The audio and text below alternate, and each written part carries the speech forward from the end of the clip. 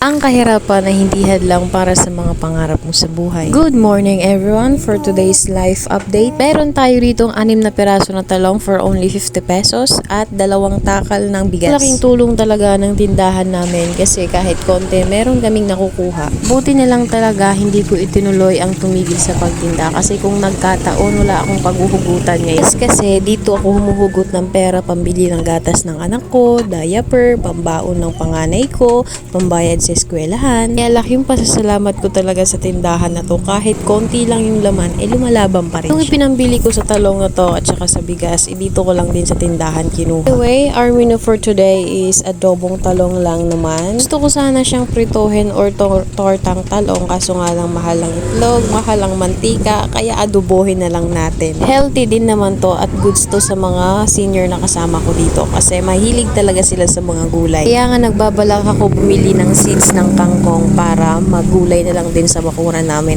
in case na lumaki-laki na yung mga tinanim kong kangkong. Kaso nga lang may kalakihan ang price niya, may kabigatan din sa bulsa kasi 100 per balot yung kangkong na seeds. Kaya maglalakad-lakad muna ako sa kalsada, baka may makita akong 100, ibibili ko ng seeds.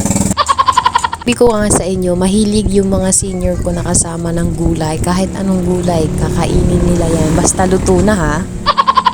Yun lang muna for today's video. Salamat sa panonood. This is our life here in Samar. Thank you. Bye-bye.